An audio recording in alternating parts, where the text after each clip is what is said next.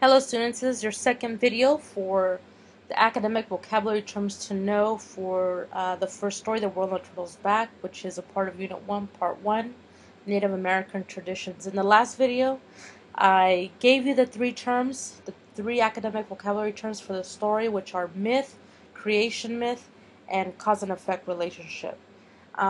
So in this video, what I moved to do is explain how those terms relate to one another.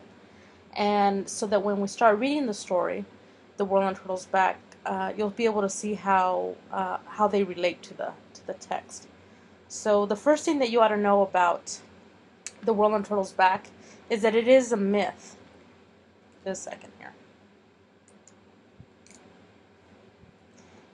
Okay, it's a myth, but it's a special type of myth. Now, in the last video, we learned that a myth is a story that's traditional story that's passed down through generations, and it tries to explain something about the world or why the world is the way it is. In our culture, we have a lot of myths. We have a lot of different myths about things happen. The Greeks, we know that the Greeks had a ton more of myths. They believed that there was a god for almost everything. They believed that when it thundered and there was lightning, that was Zeus. That Zeus was angry.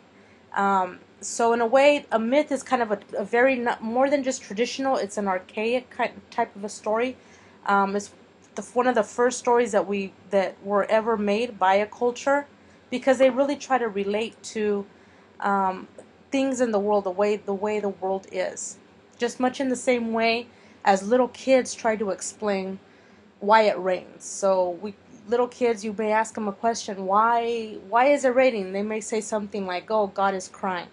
So these kind of myths start as explanations or story explanations. So they basically, a culture, doesn't matter where in space and time, every culture has their own myths. We have our own. But there's certain types of myth. The World on the Turtle's Back is a specific type of myth, a creation myth by the Iroquois. Make sure I spelled Iroquois right. It's an Iroquois creation myth. I hope I'm spelling this right. If not, please forgive me. Correct me, please. Creation myth. That's the genre. Okay? This is a genre right here. We have, for those of us who are Judeo-Christians, meaning, we're Christians, Catholics, we come from a religious background, we have our own, supposedly, the literature says that we have the story of Adam and Eve is a creation myth.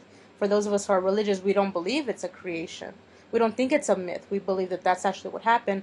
But in the same way the Iroquois believe that their creation myth is actually what happened. But it's their explanation for why the world is the way it is. So the myth are just stories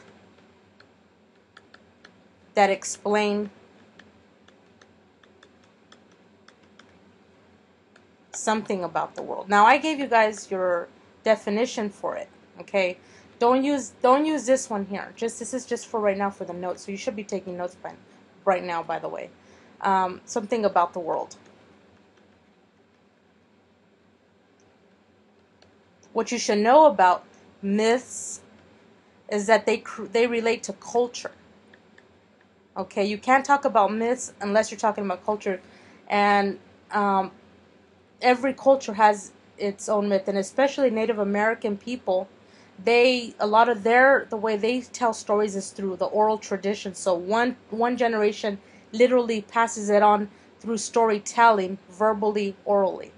Okay, and creation myth is a subcategory of a myth. Now, there's different types of myths, okay, but we're talking about a specific type of myth, and this tries to, well, in fact, let's go ahead and stop this video here, and I'll continue on another one. Okay, so go ahead and write down any notes that you can get from here, and I'll continue on in another video, part 3.